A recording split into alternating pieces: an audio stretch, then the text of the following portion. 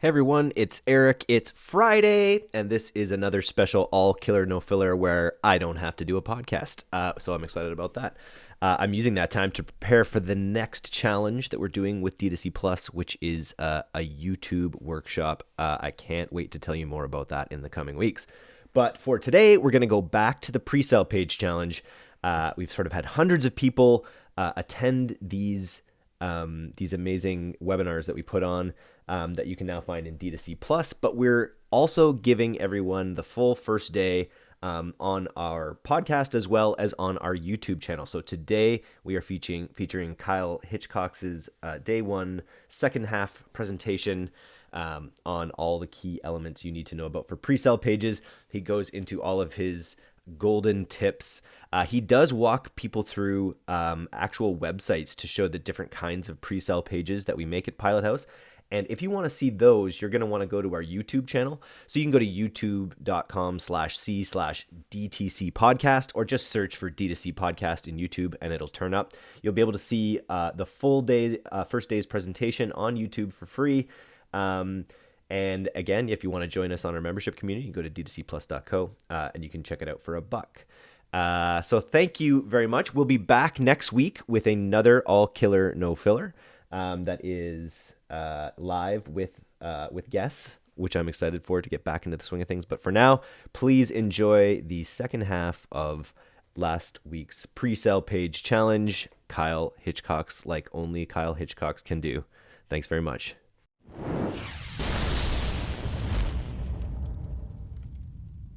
So the philosophy, the fun stuff, really, you guys, I mean, it's tough. Like, we're talking to brands too. Brands are like, why are you using pre-sale pages? Like, stop it. Just like, you're just run to my homepage. I spent 50 grand on this website. And I'm like, yeah, okay, cool. We'll do that. And then I go and build pre-sale pages because I know in 2 months it's going to make them more money.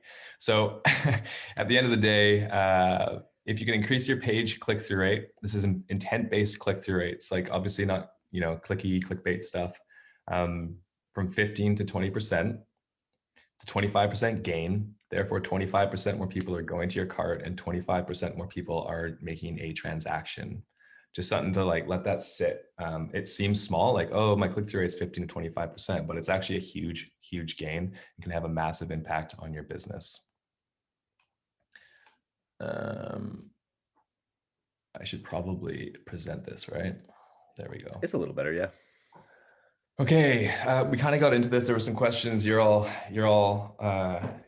kind of keen to understand our flows and funnels. And again, like any questions after this that we can't get through, I'd love to kind of get on a call and support you through that, or do my best to anyway. But the benefits, the number one benefit and why we're doing it this way, like straight up, is that Shopify and these other platforms are janky. They're fragmented. And the design tools themselves, the liquid theme files within Shopify, it's like you're trying to find a guy to develop for you. And then it's like, how do I find the creative person to put my vision together? Where's that branding person? And so we just said, you know what, fuck it. Let's just start building this stuff away from Shopify, and we'll terminate our transaction into Shopify or another cart tool.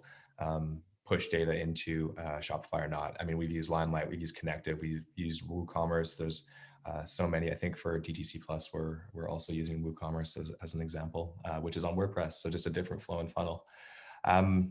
Easy to implement. Landing page tool, templates are there. All you got to do is find a good copywriter, start testing. Increase AOV, EPC, CVR, ROAS, therefore net profit. The truth is, like, we're not just testing pages, we're testing pricing. Like, we have this pricing elasticity. So we'll test different price points on a landing page, right? Like, that's just one test you can do. People are like, oh, the landing page, like, what's the message? It's like, no, the message is exactly the same. I'm just testing a $49 price point versus a $59 price point versus a $69 price point. Because I know that if I can find that lane, and I know that my earning per click, my EPC will be higher, and therefore my overall net profit will be better. We're also testing bundles. So product variants and bundles, like you might have a subscription offer, or you might have a one-time purchase offer. A lot of you do. You might have different bundles, but like, I want to know what's going to allow me to spend more on Facebook, as an example today. I know that it's going to be bundling up my products and selling more of the same thing because I'm going to get that money day one. Whereas in a subscription business, LTV, you might make more money long term, but that might not be like possible depending on budgets and restraints. And so we're testing single transactions, 1, 3, 5 bundles. We're testing different stacks of buy this, get this also. And we're doing all of that on different landing pages and measuring those results.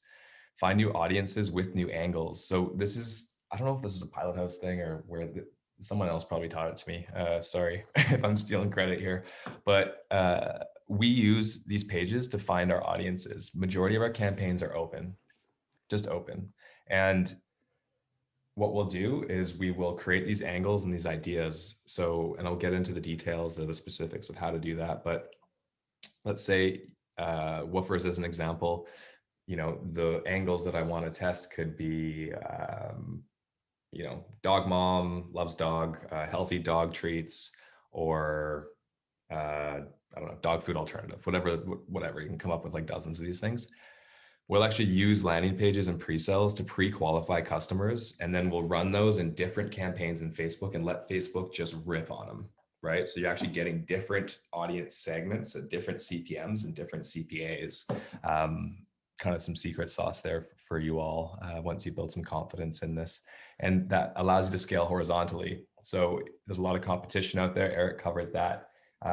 In our opinion, if you're not always testing angles, like Cam's example in the beginning with that gas and energy company, we found 2 audiences that we weren't hitting before. We found green people or earth-friendly people, and we found pensioners. We weren't necessarily maximizing the efficiency of those audiences on Facebook, and we used pre-sales to uncover that. Just some perspective. This is like the motivation. This is like me trying to be like, guys, you got to be doing this. Snow. So I literally pulled this screenshot 15 minutes before this presentation. I'm not a big planner. 259 landing page variants within the last year. I don't even think we've worked with them for a year. I don't know the exact date, but it's probably like 9 months, 8 months. Today, there's 22 active landing pages in their funnels. That's not counting Shopify stuff. That is all an Instapage pre-funnel. That is pre-sell, PDP variants, prospecting versus retargeting. Those are different holiday promos. And as a result, we're scaling hard. And so just let that sit, guys. Like, go make some landing pages. Types of sales pages. This is we boiled this down. Like, there's so many variants, and you can there's like nuance, and everyone has different opinions. There's on the left here, we have like the standard Shopify stuff. So your PDPs, your collections, PDP just being a product page. On the right, this is kind of like where we like to play. We like to get a little experimental. And I'm just going to click through here. So PDP, standard product page, collections. You guys know what that is. Persona page. It's kind of like a shorter bit of nuance to it. It's to the point, but like it does touch on some emotions, and it's a lot of testimonials, things like that, social proof. And then Editorial is just old school, long form. And the consideration too is you're gonna want to like check out your brand, right? Like a brand, a super high polish like Gucci thing isn't going to want a long form advertorial, but they might want an advertorial. They just might want to make it more brand friendly. So I'm just going to click in these guys. We'll scroll around and see where we get. So this page, we can't beat it, or at least haven't been able to beat it for a very long time. And this is on Shogun. And what we're doing is either sending retargeting traffic here, or we're sending funnel traffic through here. So we'll have a pre-sell in front of this and maybe another product page. And this will actually link out to the checkout from here. But this page is a great example of a PDP, and we've been unable to beat it for a very long time. Collections pages. So I'm going to show you there so you can see the subdomains here. This is the Snow stock Valentine's Day, also built in Shogun. You can tell elements dragged over from our other winner, but this is a holiday promo, not much change, easy to implement. make sure you guys are adding Valentine's Day or spring or Easter. Make sure you're always updating your stores to be seasonal also, because for whatever reason, even without promos, or if you have a standard promo, it just conversion rates are always higher for some reason. And then this is our collection page. So we basically rebuilt the collection page in Instapage. And we do this because we are unsatisfied with the flexibility in Shogun as well as Shopify. So we can do this very quickly. So we did our own little thingy for Valentine's Day, and this one beat out the other one. That promo is obviously over now. And again, guys, we'll share a bunch of this stuff with you. I just wanted to give you some kind of in the action. So here's the cool stuff. Persona page punchy. So this is straight up the man himself, Josh Snow. So it's kind of like a sales page. It's kind of like a product page, but it's kind of short. This audience typically has like a low attention span. However, we've used Editorials, longer form content for, you know, different audiences, basically, kind of going back to my other point. We'll share all these guys. You can grab the URLs from my presentation too. I know that we're coming up on time. And I'll jump into the Editorials. So there's two types here just to share with you. This is on brand. This is very Snow pointed. This is, if you haven't bought this, I know you've seen the ads, but buy it today. Here's some reasons, plus a nice CTA. I don't normally like these just because of brand sensitivity, but Josh just cares about conversion rates. And so we do it.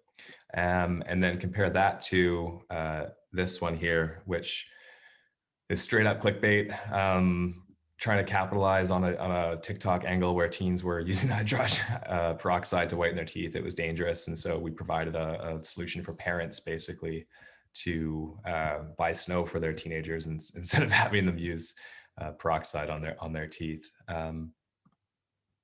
Keep going. So there's also different things. So some of you asked some questions about testing on pages. There's obviously page versus page. So this is our tool.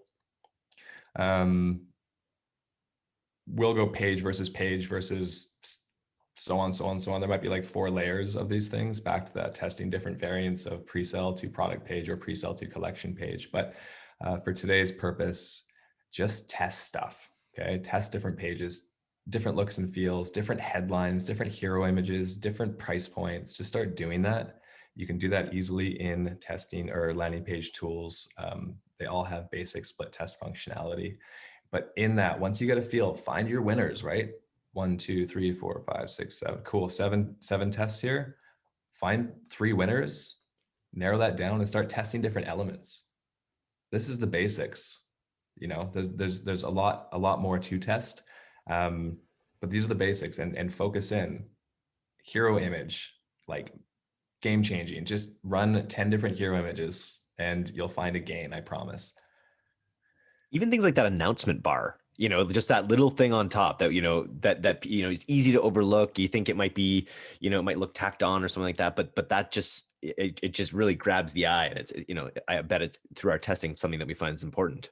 Yeah, totally, Eric. And each one of these has 1% click-through rate gain. 1, 2, 3, 4, 5, 6, 7, 8. There, you just gain 9%. Exactly. Just like that, right? All right. Love it. My golden rules. Yeah, that's a picture of me. Golden rule, that was for a client. I also do UGC. If you guys want to, you guys need some UGC, hit me up. All right.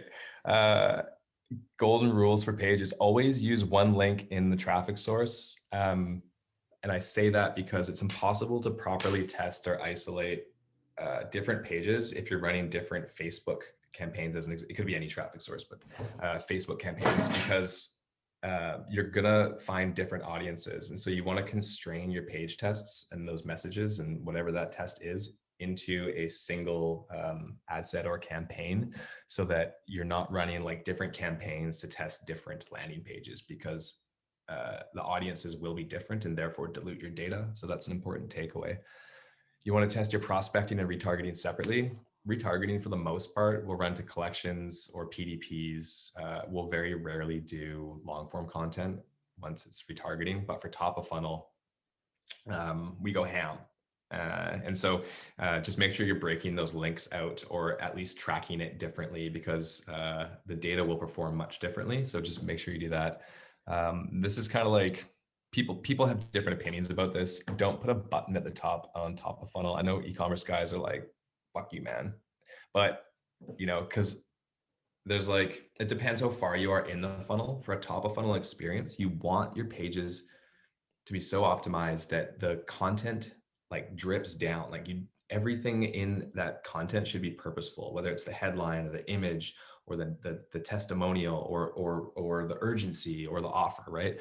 All that should look at a page as a funnel, right? It should all funnel down. And if you have a button at the top that skips out, your bounce rate on the next page is going to be higher.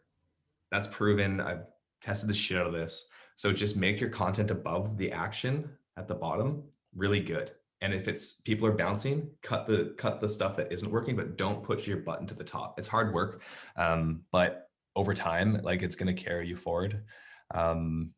Unless it's deeper in the funnel, then they're already sold and they're just looking for some more information. Stack value bundles. So always offer more on your products. Always showcase what they're going to get in addition, even if, in the snow example, even if it's a really nice box. Like, if there's nothing you can bundle up or convey, just be like, finest wrapping of your box. Like, just find things that the customer will appeal to, whether it's United States shipping or include PDFs. Like, there's lots of things you can include.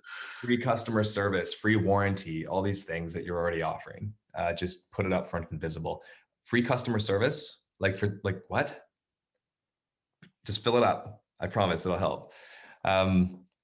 Include price on first tests. Yeah. So for your first initial test, if you're doing different landing page tests, always include your price of the product.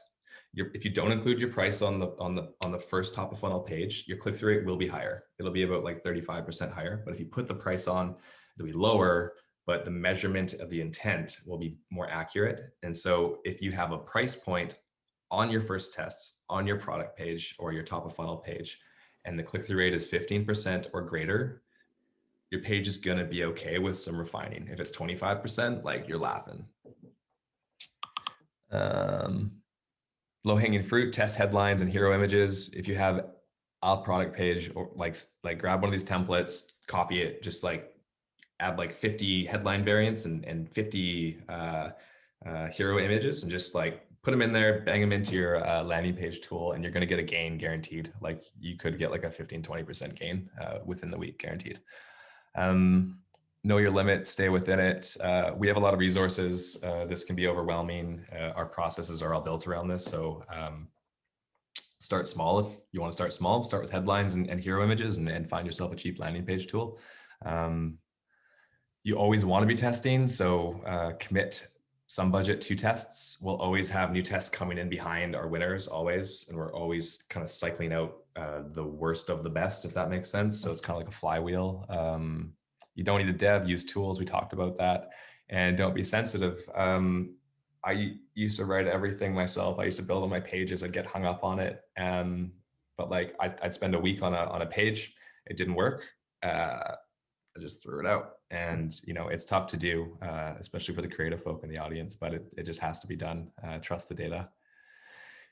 Here's our process. And I think this is it. Cool. So this is a screenshot on the left from within Pilot House, guys. This is legit our process. Start with 3 to 5 angles, hooks, like Cam showed you. Energy switching, pensioners, save the environment with this energy switching service, save money, whatever those hooks or angles are. Decide on the page type. So we talked about that. Build pages in page builder, obviously. Direct link to Shopify cart. Just skip the store. Don't fuck around with it. Make your own. It's going to be a nightmare otherwise. Figure out which, for the newbies anyways, figure out which angle / page is the highest click-through rate. So back to that 15%, put the pricing on, shoot for a 15% click-through rate of that first top of funnel page, whatever it is you decide to build.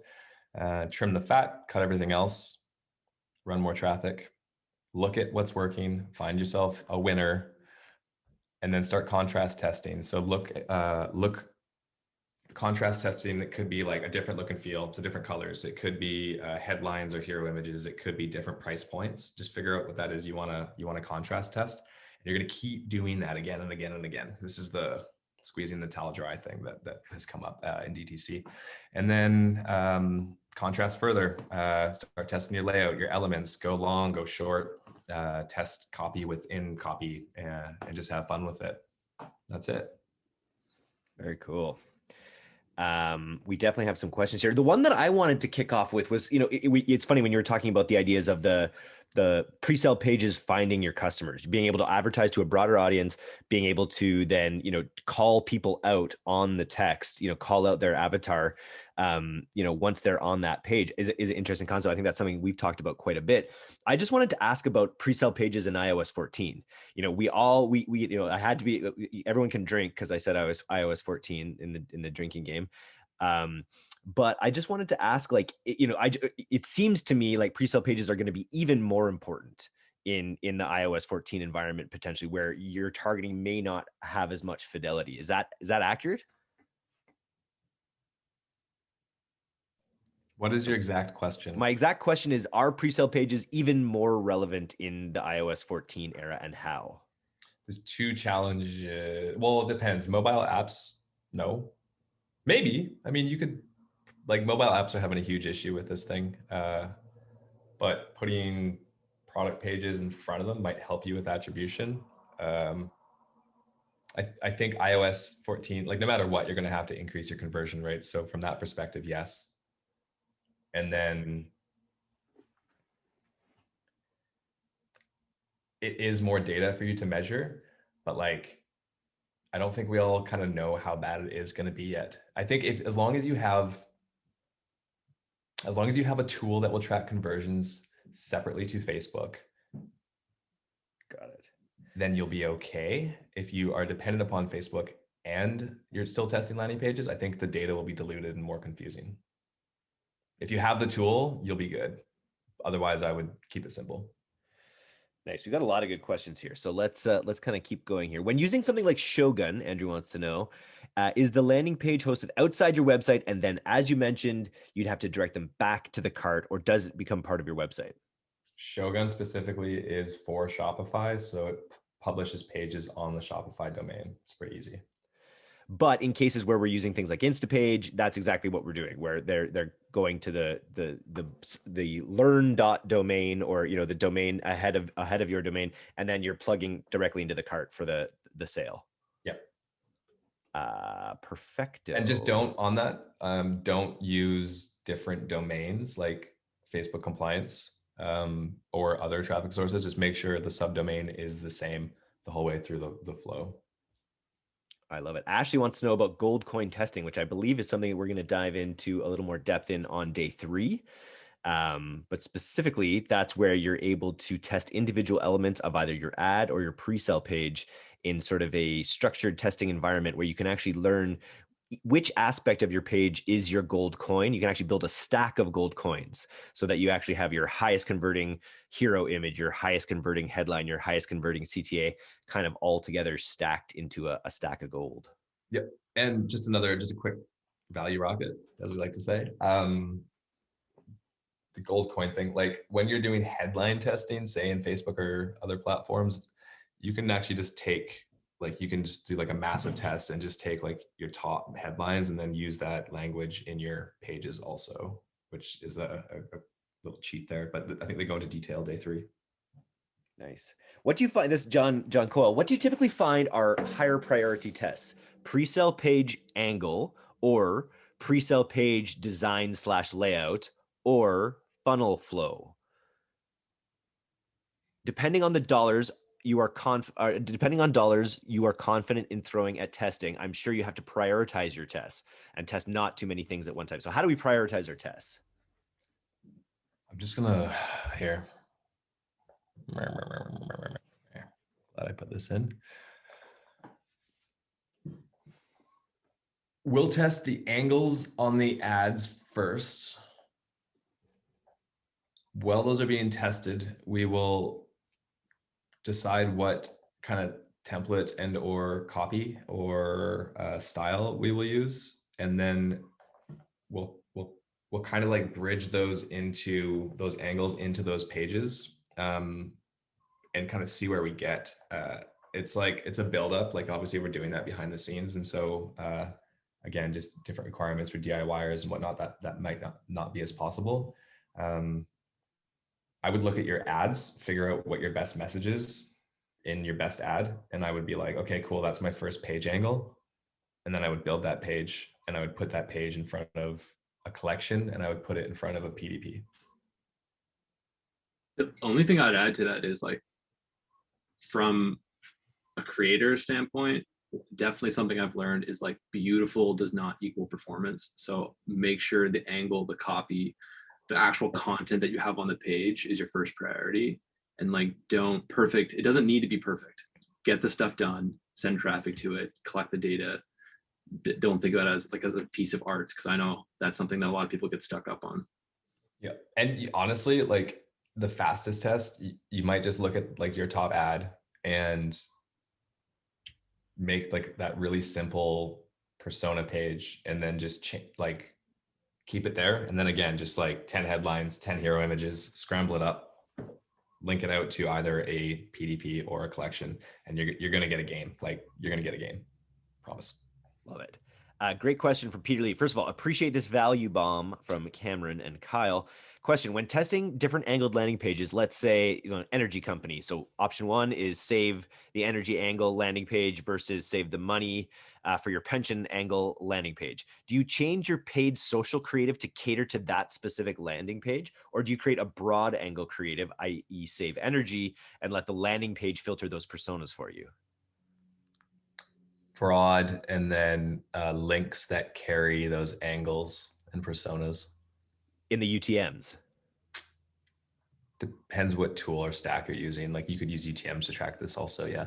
Well, okay, let's talk about that. I know we've sort of been a little bit hesitant to talk about our internal secret weapon Rubik's, but basically, like, it would be great to give us a high level, a quick elevator pitch of what Rubik's is, how we use it, and then if you can finish by saying, for people that aren't able to use Rubik's, unless you're opening it right now, how can people do this? And I assume through things like UTMs and Google Analytics. Again, I think everyone just keep it simple. Always keep it simple. It's kind of that is the golden rule at Pilot House. Actually, keep it simple. Although we overcomplicate everything. Keep what you can simple. Run single tests in a single landing page tool that has very simple optimization abilities, and that can do like a single test on that one group of pages. Like just start there. Otherwise, it's going to become overwhelming. If you also want, you can do a test specifically like using Google Optimize, which is like, it'll do a bunch of tests for you on a single page, but the look and feel, it won't give you like the contrasting styles or content. It will like allow you to change single elements on a single page dynamically through JavaScript. So you don't have to like go into a bunch of different tools and string the pages together and whatnot. That would be my two like get started ideas. Cam might have other thoughts there. Rubik's is like it's like an it's crazy. You can test basically unlimited page flows, funnels, and customer journeys and measure the results along the way. It's that image on the left there. That's without ever disturbing your ad is the big part too on the front end. So you don't lose your social proof while you're doing all these changes. Yeah, you don't lose the momentum of your campaigns for sure. That's a really important thing, and that goes back to also the making sure that you're using a single link in these tests, because again, not only will you lose out on your social proof in your ad, your likes and emojis and whatnot, but you'll also break the momentum of the campaign. And just to be clear, Rubik's is something that we use on all Pilot House clients, basically at this point. And it's a product that we are looking to productize and make it available for others. It's not quite there yet. Is that accurate? It is a Pilot House secret weapon that our clients love. Got it. That's a good way to put it. But just questions about scale, like how many visitors per day are sufficient for testing these pages? I would just say you're going to improve your convert, no matter how many visitors you have. If you want to drive more sales, these are going to be a good way to do it. But when it comes to sort of testing, more than one page, what does that look like? I'll say this one really quickly and then Cam will go, but just point number 6 here, golden rules, kill losers early. Like, look at those early indicators, but click-through rate, we're making decisions with like 1,000 clicks. Perfect. Yeah, I would have said the same thing. Like with that energy switching funnel, for example, like the structure of that test, I think we had 4 or 5 different angles. It was like homeowners / property owners, savvy savers, so people looking to save $1. It was like green energy, pensioners. I think they're missing one more. So there was like 5 different angles. And then I think for each we did maybe 2 or 3 page variants as like a second stage. So within each of those 5, 6 being the control, we had, I think, 1,000, maybe 1,500, 2,000 on each, kind of hit each page. So we wanted to make sure all those pages had enough data to optimize off of, killed the ones that we didn't see performance, and then doubled down on the ones that we did, and then ran basically the exact same metrics, waited till all of those new pages got kind of that same amount of data, and then just like keep iterating. And then we're going to pull the winners out and then put them in a new Rubik's funnel, do the exact same thing to a new audience. Cool. So what actual sales conversion rates are you seeing? Also, thank you. Such a great presentation. Thank you, Haley. Like what sort of conversion rates are we seeing from these pages? Man, it's like so many products and stuff. Like, it's really hard to say. And like, targeting versus prospecting. I would tell you on average, we probably do like a 25% gain. Cam, is that like if a product is like a 150 EPC or like a whatever, we can get it to like 250, 3. Yeah, that one started out with an EPC of, I think that one was like even closer to 50 pence. So, we made our way up closer to like $1 or, one pound, and then like it's still early, so we're just working our way up. But yeah, like snow is a good example where it started at like $1.50 and incrementally made our way up to like $7. Totally. Yeah, that's actually a really good example. So it really comes down to just leaning into it and giving her. Love it. Let's see if we have any other. There's more specific stuff about Shogun. How do you go about properly testing with Shogun? I want to pull my hair out with their A/B testing, which made us move back to unbounce. Is that the reason that we lean so heavily on Instapages? Shogun kind of came out strong the last couple of years. We use it for PDPs and like anything kind of on store. But yeah, we that's why we're bridging from different platforms, because they all have their strengths. So I hear ya. Cool. Let's see. Everything dry. Is Shogun superior to Pagefly on Shopify for any reason? Did you mentioned Pagefly, Cam? Is there any specific reason to use one over the other? I mean, I purely look at this just from my domain, which is like visuals. I mean, they're all kind of janky in their own way. I found Pagefly to be a little bit better, but they're all a bit janky, to be honest, from my experience. Nice. We have some more deeper questions. How do you test with different angles on Facebook ads and then not have your ads affect the social proof? That's that Rubik's secret weapon. How do you do? Do you want me to ask that or no? Yeah, please. All you have to do is find we do it, blah, blah, blah, blah. But like, all you have to do is find a tool that can do split tests behind the scenes. And so like Instapage, the way they work is they'll just load the split test behind the same page, and Google Optimize will do that also. Perfect. Good advice there.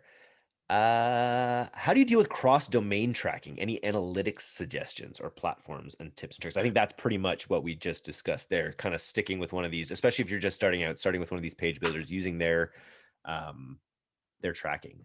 Cross-domain's a nightmare. You can get pretty close with subdomains and making sure that your subdomain of your store domain your pages, your pre-sell pages subdomain is the same root of the store domain, and that will get you pretty far in tracking. Google's a fucking nightmare, but they all have their own problems.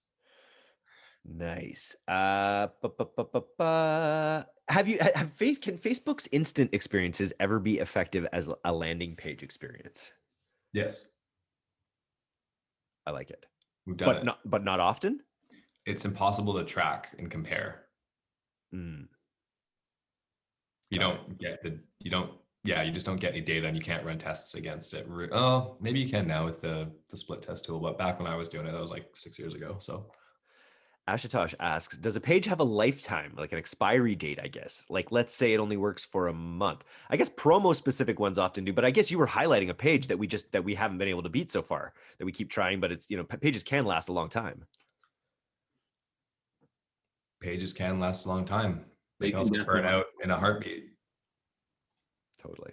But Just let and the but data it's tell the important to story. know, like that Woofers page, like we've been essentially running that page for, I don't know, 6 months to a year, but you just make really subtle changes to it. The framework and the wireframe doesn't really change. You just sub out colors, promotional content, SKUs, like the guts of it has essentially been unchanged since we landed on our kind of winning content. I think also like audiences will come and go, and it's like, oh, you caught them at a good day. They like that color, and it's like maybe they just saw the same thing forever, and now it's a refresh. Like, oh, I guess like I feel good today. Sure, I'll buy it. This is different. So I would just keep changing stuff, and as soon as it stops working, replace it. Nice. Let's see. I know we're running short on time here. Mark, hero image is the first image that is above the fold. That is the sort of the most eye-catching image that you need to have that really grabs people's attention. Testing that is quite valuable. Is having direct buy options on the pre-sale page better than sending to P2Ps or collections, i.e. add to cart option right on the pre-sale page?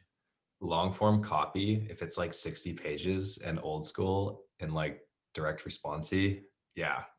Like by the time they've spent an hour and a half reading that thing, all they want to do is buy. They're just like desperate to find the button. But I wouldn't do that necessarily for everything. Cool. Like, where does this go? Oh, that's our tool. Let's pull up another one. Do pre-sale pages typically work better with single product brands compared to brands with many products, or do you direct them to collection pages in the latter case? I have an opinion. I'm curious what Cam thinks. Sorry, no, I was watching you play around with links. I missed the question. Do pre-sale pages typically work better with single product brands compared to brands with many SKUs or products? Or do you direct them to collection pages in the latter case? Yeah, we direct to collections if they have multiple SKUs. We found the most success if you can kind of isolate on a certain product or maybe bundle those products, or another case would be like we work with a watch brand who has a single product in a number of colorways. So you kind of focus in on that collection in their case, which is just a single product, multiple colors. But it just enables you to get deeper data on the stuff that you're running versus just having a whole bunch of different destinations for your customer to click through. With that being said, like Woofer's a client we can share information from. Like we rebuilt their collection pages for like 6 months. That was our main game. We just kept rebuilding their collection pages with Instapage, and it would be seasonal, it'd be promo, whatever. And we would just like keep moving the products up into the top left, the ones that had the highest earning per click. That's true. Yeah. So everything can work. You just got to just drill into it.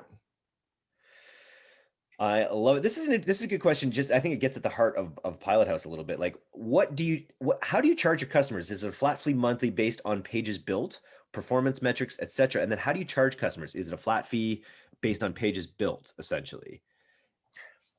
We kind of just make, I don't want to turn this into a sales pitch, but we'll just make pages relentlessly until something works. And so that's just kind of the process. That is built into a schedule of fees that suit the client's requirements. The idea being that our costs are covered by the clients. And again, back to the performance thing, we make profit on the overall performance of the account.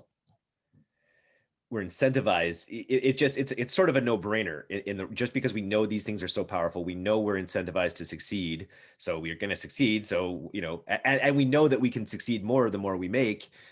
So it's just that kind of arbitrage. Yeah, we're arbing the difference from unrealized revenue before we started.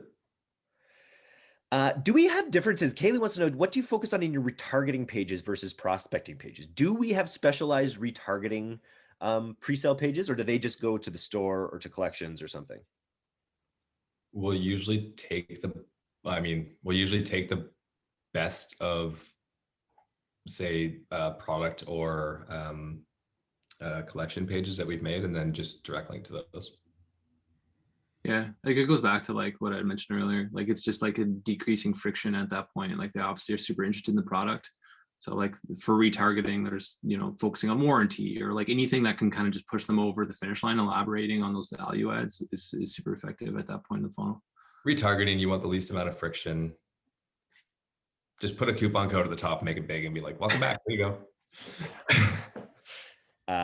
Regina has a good question. Really appreciate the help. Curious, I've read that having outbound links beyond the leading CTA should be avoided, but looking at your Insider Smiles page here, you have a menu at the bottom with a variety of links. Do you find that it affects your conversion rate negatively? This is that bottom one there. This one? Yep. Well, these all crush. So are you talking about like footer links or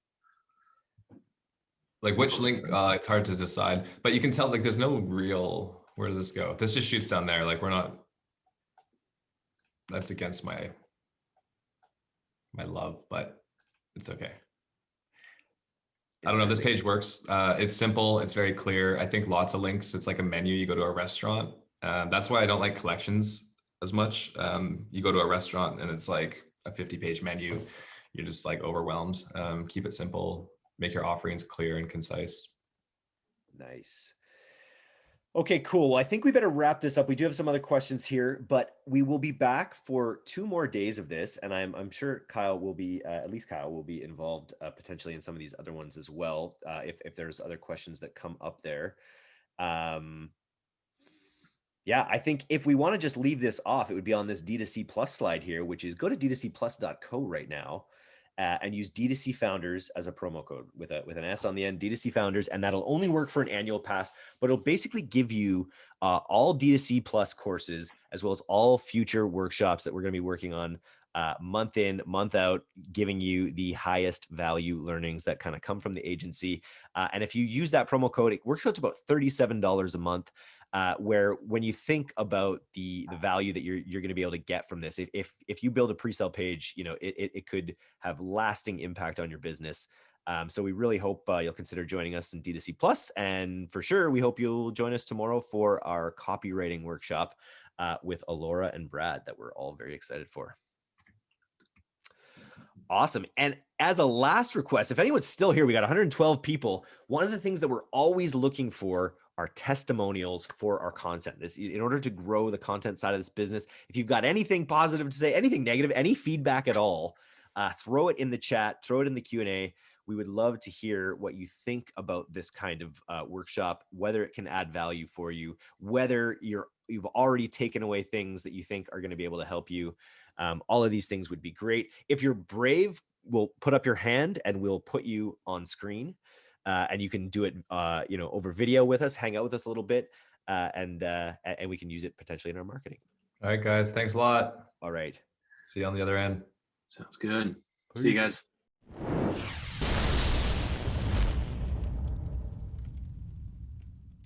We were looking at the analytics for our podcast, and we noticed that there's a lot of people that listen right to the very end, which we're super psyched about. But then we thought we don't really put anything interesting at the end that might benefit the relationship. So if you're still listening to this, please make sure you go find us on Facebook.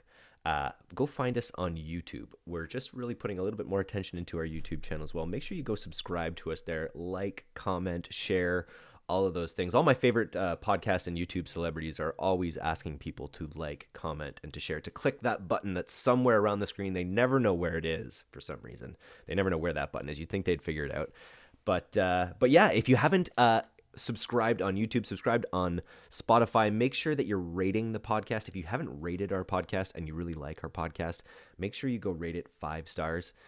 If you rate it anything less than that, then don't even bother to rate it. Just write me an angry email and tell me why it's 4 stars or 3 stars or 2 stars. But only 5-star podcasts make the grade these days. And I think we can both agree that on most days, this is a 5-star podcast. On every single day, let's call it. Anyway, if you're still listening, thank you so much for your patronage thus far. Maybe you've done all of these things that I've requested and you're like, Eric, why are you asking me to do these things that I've already done? Well, if you've already done those things, you can go and share the newsletter, share the podcast. You can always share more. You can always evangelize more for the D2C podcast, and we appreciate it every single time. If you grab your referral link from the newsletter and you share it, then of course we'll send you sweet swag like this hat that I'm wearing right now, or this beanie that I can also wear at other times when it is colder. It's really all stuff you're going to want.